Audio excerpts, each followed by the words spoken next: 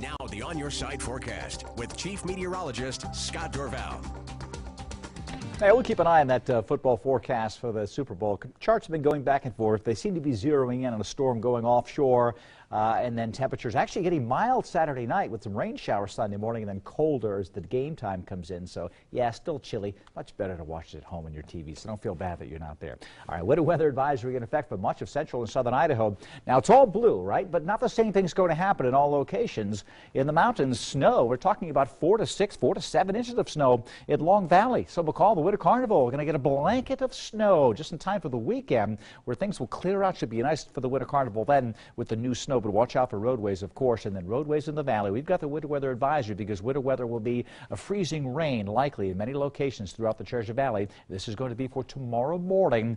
Especially, it's worst in the beginning, and then as time goes on and the sun's energy starts to, as the sun comes up, and it'll start to melt some of the roadways as it just starts to send the energy through the clouds. It can still warm those temperatures up. Before sunrise, it will be nasty out in the morning. 31 in Ontario right now. We got some warming this afternoon, trying to break that inversion, but cloud cover over the top. 29 in Boise, 32 in Mountain Home. Temperatures will drop back into the upper 20s, and they'll be there for when the precipitation comes in overnight tonight.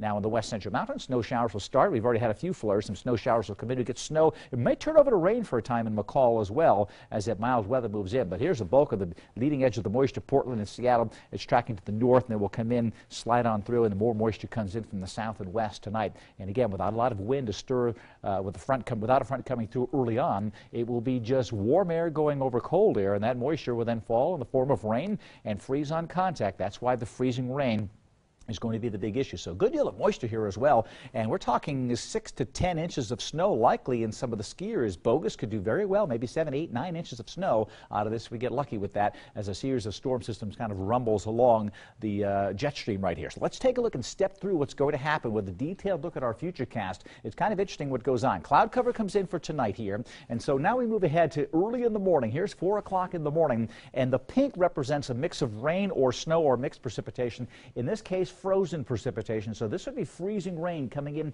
maybe 2 or 3 o'clock in the Western Valley, and at 3 to 4 o'clock around Boise, we start to get a glaze on the roadways. And again, it's worse at the beginning. It'll be snow flying in some of the higher elevations, mixed rain and snow. It'll be a mixed bag of everything. There could be sleet. If the cold air is deep enough in the Western Valley, the precipitation won't turn over to rain and freeze on contact. It'll come down as sleet or snow mixed with freezing rain. So it could be a real mess in the Western Valley. But the freezing rain is worse because it looks like rain. The ground looks like it's wet, but it's frozen. So untreated roadways tomorrow could be like an ice rink, and they are not going to treat all the roads. It's going to be the intersections, the highways, the schools, near the hospitals.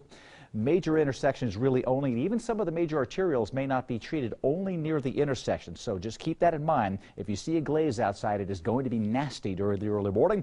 And then as we move through the day, the pink starts to turn to green as we go from that freezing rain over to rain. And during the afternoon, and in fact by midday, and even before midday in some areas, it'll just be rain falling. The roads will just be wet, and we'll have a good deal of rain coming in, maybe over 1/4 inch in the Treasure Valley with the snow flying in the higher elevations. And then we'll clear things out. Might even get some sunshine during the day on Thursday, at least a little bit mixed in. So precipitation again in the mountains of snow. Watch out for the ice in the valley. West central mountains, how about this? For the next couple days, 3 to 5 inches of snow in Long Valley, maybe a little bit more than that. Stanley Sun Valley will get snow out of this as well. So all of Idaho's central mountains will be in good shape with this storm system coming on through. Let's take a look at that forecast now coming in for the Treasure Valley for tomorrow. Freezing rain in the morning. Temperatures in the upper 20s early will start to rise, but look at the afternoon.